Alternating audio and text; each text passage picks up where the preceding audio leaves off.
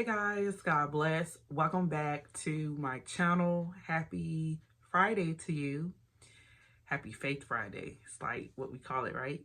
Anyway, I was sitting here thinking about something and I said, let me talk to you guys about it because it really resonated with me like, oh. But anyway, I went to a church service on the night before last and I immediately noticed the first lady, or the pastor's wife, in case you don't like those terms.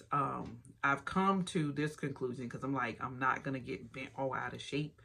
I don't necessarily agree with everything behind the idea of first lady, but I wholeheartedly appreciate and value the respect for realizing the woman behind the man. But anyway, I immediately noticed her and she seemed so weary and burdened. Like you could see it and feel it on her. And I couldn't help but come to the conclusion today that because of how I'm positioned now, where I'm at now in my walk, I am more observant of those who walk in the same walk as I. And this is not to say that you have to be in a certain position to value, appreciate, honor, respect, pay attention to someone in that position. I'm just saying, like, because we're humans and we have a real little bit of attention span and we're really busy and we're easily distracted, that we often think and operate in relative groups like moms, dads, sisters, brothers, cousins, relatives in general, certain employees of a certain, like that's how I've always been. And for me, since my husband opened up his own church and being a pastor, I tend to be more attentive of pastors' wives because that's who I am. And you think about all the things you go through and all the things that can burden you or upset you. And if you were really, really transparent, anybody can tell you on any given Sunday, it seems like Satan takes it up a notch. Like you're trying to get to church on time. You're trying to keep a peace of mind. You're trying to make sure the children's straight. I can't even begin to tell you how many times that we were on our way to church and when our kids threw up on themselves, or me and my husband got into an argument or disagreement, or the night before something drastic happened that kind of drained us, car issues. Literally just a couple Sundays ago, my car overheated and I got a car full of kids and my husband had went on because, it is really critical that he gets to church on time and have time to kind of settle. And I'm out there, it was almost like, I think it was 90 some degrees, car overheating, my phone wasn't working, couldn't get in touch with him. And I'm like, why now? But the idea is to disrupt you mentally and spiritually so that church doesn't happen, so that you're too upset to pay attention or concentrate, or to just distract you in general. And I say this to anyone because a lot of people can tell you that they're fine all week and then Sunday they got a headache.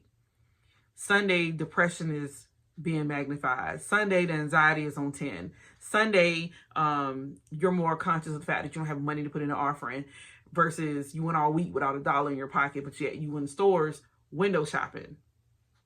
We have to be careful. But anyway, like I said, I couldn't help but notice the pastor's wife, and a lot of us women during the service, we prayed with her, and even my husband, because I'm thinking, okay, maybe I'm just overwhelmed in my own emotions, but while everybody was praying, my husband said, go hug her. And I'm like, oh, I felt like I was supposed to do that too. So confirmation. So we hugged her. Like I said, we all prayed for her, and I could help but sympathize and empathize for her position. And like I said, despite how much backlash is behind that position or title, because like I said, if you take away the title, she's still a pastor's wife. she is still in a position. You may disagree with what she's supposed to be called or how much attention she's supposed to get, but nonetheless, she's in a position. And as I was coming home from picking my daughter up from her job, I couldn't help but thinking, you know, we're positioned to petition. And what I mean by that is, oftentimes we get in places, in positions, whether it be spiritually, naturally, emotionally, so that we can empathize and sympathize. Or one of the reasons, not the main reason, but one of the big reasons is that you get to sympathize and empathize in ways that you could not have done before. For example, being a mom. Moms get moms. Being a doctor. Doctors get doctors. Being a teacher. Teachers get teachers. Like, they understand one another. Pastor wives have an understanding towards other pastor wives. They know how hard it is on a given Sunday. They know how hard it is and how much spiritual warfare happens when your husband is on assignment. We know that oftentimes Satan tries to divide us because of the impact that we have when we're on the same page. I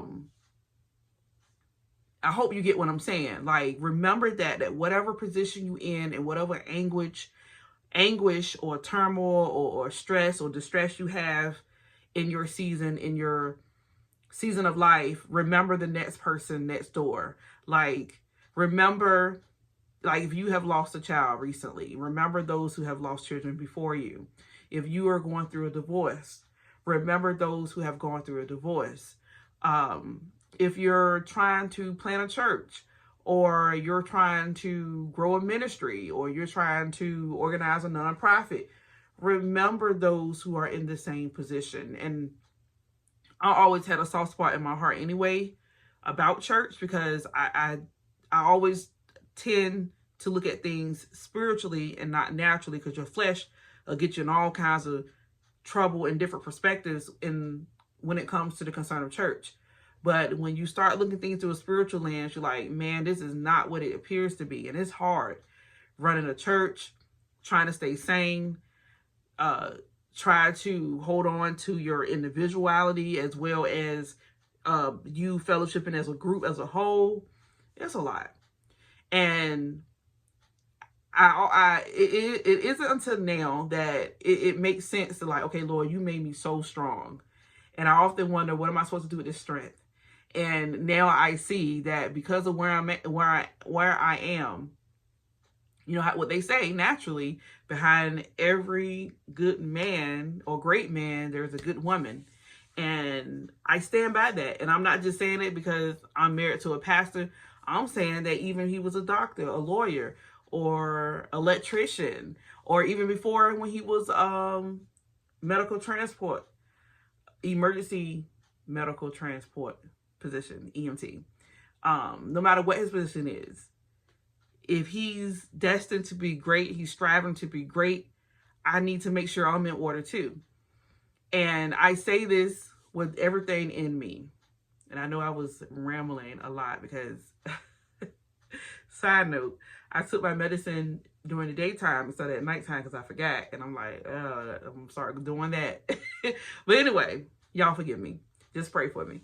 But I encourage you to think about whatever you're going through, whatever it is, whatever season you're in, no matter how big or small it may seem to you or anybody around you. Think about anybody else who may be in this exact position. Think about them. Pray about them. Reach out to them. You know, really, truly live through empathizing and sympathizing, because I can't begin to tell you enough how much, like my aunt, for example, my aunt has been really talking to me, encouraging me. We've been having chit chats. We've been worshiping together. And I can't help but say, Lord, I thank you, because her husband is also a pastor and she's in ministry, and we understand one another. We understand one another. And sometimes understanding is a really big deal. when you feel like you're alone, or you've been outcast, or you've been lack of embracing. Like you may see, because that's something you see too, like how members just like, hey girl, how y'all doing? And everybody just like on the same common ground. But then when you look around, there's only one you. And I mean that in the most humbling way. And that's not to say that I want to be a part of a huge church where there's a whole bunch of ministers and pastors and their wives. I'm not saying that. Nor am I saying that's bad.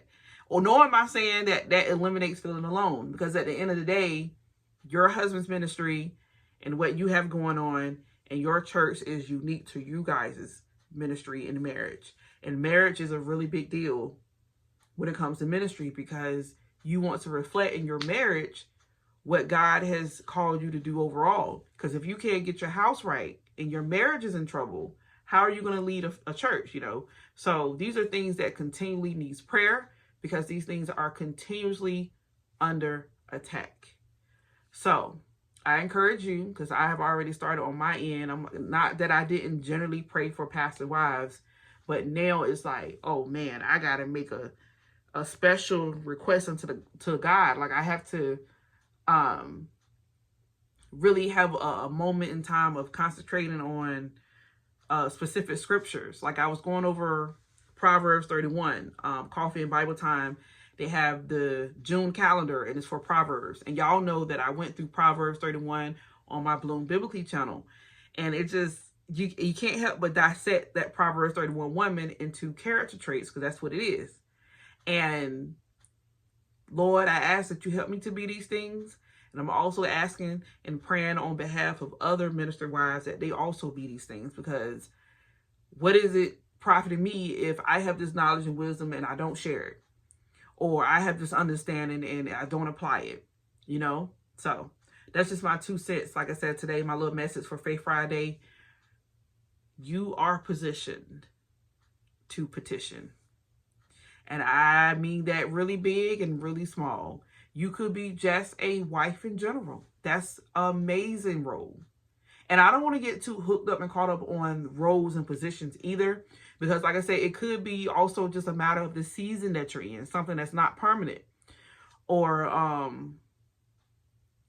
assignment that God has given you. You know, like we all know that these things can change. They're subject to change. And somebody else could be where you are right now. And God is so amazing in that way, because he will send people around you that can relate to you. Because what beautiful or what better way to encourage than for someone to say, you know what, I understand, because I also am experiencing that, or I've went through that. And it doesn't really matter if it's a current thing or a past thing, or they're seeing themselves walking into that thing too. But like I said, just remember, position to petition. Pray for one another. I love you all. God bless. Take care. Bye.